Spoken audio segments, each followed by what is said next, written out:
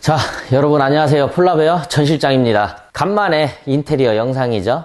현장이 촬영해도 되는 현장이라서 간만에 영상 보여드리는 거예요.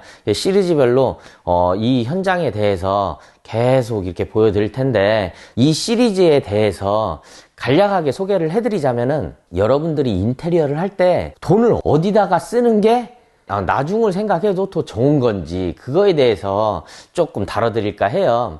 지금 여기가 한 35년 된 주택이에요. 정확하게는 모르겠는데 한 그 정도 된 것 같아요. 그리고 여기 현장의 평수는 바닥 25평에 복층이 있는데, 복층은 약 한 10평 정도 될 것 같아요. 그러면은 뭐 합쳐서 한 35평 정도 되겠죠. 그래서 여기를 5천만 원 가지고 인테리어 공사를 할 거예요. 근데요, 여러분들이 5천만 원 갖고 35년 된 주택을 인테리어를 한다 하면 우와, 엄청난 거를 기대할 수도 있어요. 하지만 제 능력의 한계도 있고요. 그리고 제가 생각하는 이런 오래된 주택 인테리어에서는 보여지는 디자인, 그것보다 더 먼저 챙겨야 할 것들이 있거든요. 예를 들어서 저희는 5천만 원 공사라고 하면은 이 5천만 원의 반, 2,500만 원은 여기에 기능적인 면에다가 쓸 계획이에요. 바닥도 난방을 다시 깔아줘야 되고, 외벽도 단열을 해줘야 되고, 뭐 등등 할 게 굉장히 많거든요. 그리고 5인 가족인데 화장실이 하나예요. 화장실을 하나 더 만들어주고, 이런 식으로 해야 돼요. 그래서 여러분들이 앞으로 제가 이렇게 다뤄드리는 영상에서 이 시리즈 중에서 디자인을 기대하고 보신다라고 하면은 그거는 좀 저희랑 맞지 않는 것 같아요. 물론 어차피 뭘 하는 김에 더 이쁜 걸로 하겠죠. 금액 차이가 크게 나지 않는다고 하면은. 근데 일단 기능적인 걸 먼저 챙겨가지고 여러분들한테 보여드릴 계획입니다. 자, 지금 스케줄은 이 현장 같은 경우에는 그 전에 실측을 하지 못했어요. 왜냐면 사람이 살고 있었고 또 짐도 너무 많아가지고 실측하는데 어려움이 있었습니다. 근데 또 이제 제가 오랫동안 이 일을 하면서 이제 쌓아오는 짬으로 대충 이제 딱 눈으로 다 계산을 하고 이미 공정 스케줄표는 다 작성이 됐고 작업자들 예약까지 다 마친 상태예요. 어제까지 완전 이사를 나가고 오늘 제가 잠깐 와서 실측하고, 그리고 내일부터 바로 공사가 들어가요. 그래서 저도 급히 오늘 실측한 걸 가지고 내일부터는 철거하니까 그거 뭐 딱히 도면이 필요가 없거든요. 그래서 내일까지 후다다다닥 도면을 만들 계획이에요. 그래서 여러분들한테 먼저 집 공사 전에 미리 한번 보여드리도록 할게요. 지금 이게 거실에서 바라보는 풍경이에요. 거실 모퉁이에서 이렇게 보면은, 그 당시 때는 이 공사를 하는데 돈을 굉장히 많이 쓴 것 같아요. 마감재를 보면은 요렇게 돼 있습니다. 요렇게 거실 굉장히 좁아요. 그리고 2층은 요런 식으로 해서 돼 있어요. 아쉽게도 공사비를 절약을 하려고 하면은 기존에 활용을 할 수 있는 건 다 활용하면 좋겠지만, 사실 여기서는 그렇게 활용을 할 수가 없어요. 예를 들어서 이제 외벽 단열 공사를 다 진행을 할 거예요. 그러면은 어차피 지금 돼 있는 원목 패널 같은 경우에는 다 뜯어야겠죠. 그래서 사용이 불가능한 거고, 그리고 바닥도 여기가 굉장히 추워요. 그래서 바닥도 다 드러내고 이참에 공사하는 김에 다시 그 엑셀 파이프를 깔고 보일러를 다시 설치를 할 거예요. 그리고 거실에서 바라보는 풍경을 보면은 지금 주방이, 여기가 지금 주방이에요. 주방에 들어가는 문 입구도 작고, 그리고 구석에 있다 보니까 뭔가 굉장히 개방감이 없고 답답하죠. 그래서 요 벽을 허물어서 주방을 이쪽으로 뻥 뚫어가지고 만들 계획입니다. 뭐 여러분들 앞으로 차츰차츰 보면은 될 것 같아요. 그리고 지금 어디 하나 봐도 곰팡이가 없어요. 곰팡이가 없는데 여기는 왜 곰팡이가 없냐? 곰팡이가 없는 이유는 여기가 단열도 너무 취약하게 돼 있고 또 오래된 건물이고 하다 보니까 위풍이 굉장히 심해요.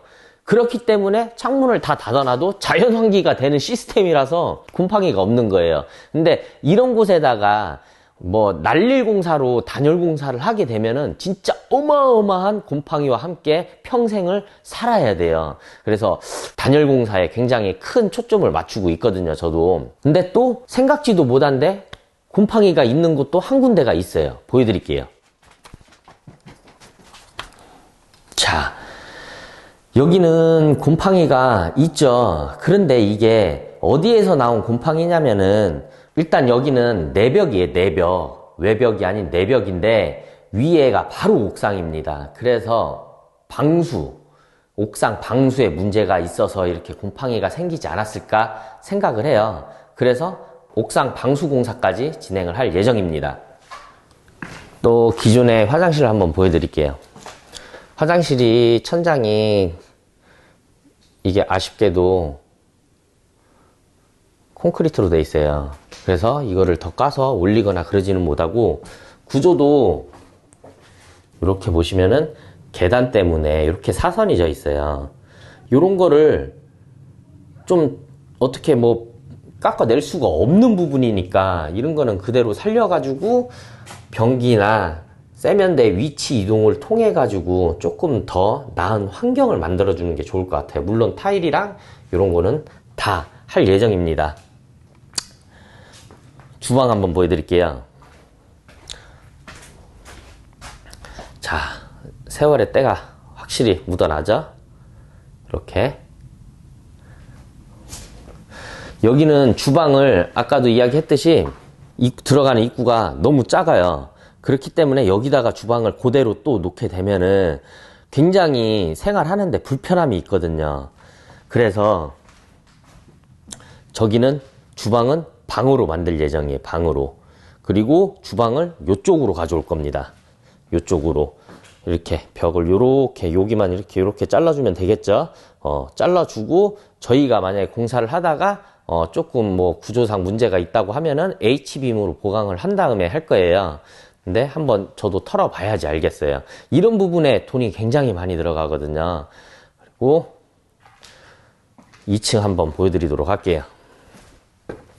자, 이런 나무들도 계단도 다시 재활용을 하면은 굉장히 멋있는 그림을 만들어낼 수도 있어요. 뭐 신시대적인 그림에서 뭐 올드한 느낌 하나 포인트를 줄 수도 있는 거고 굉장히 방법은 많지만 저희가 바닥을 철거를 하고 벽 패널을 다 철거를 하고 하면서 저거를 그대로 써먹으려고 하면은 물론 가능은 하겠지만 어마어마한 비용이 들어갑니다. 저거 하나를 살리자고. 그래서 과감하게 철거를 하는 게 맞습니다. 계단을 타고 가면은 이렇게 골방이 있어요. 골방. 이렇게. 여기도 난방 다시 깔아줄 거고요. 층고는, 거실 층고는 이렇게 높아가지고, 요거는 뭔가 좀 그대로 써도 괜찮을 것 같아요. 뭐, 방 있고요. 방이 다 난리가 아니죠? 여기서 방을 잠시 보여드리자면은,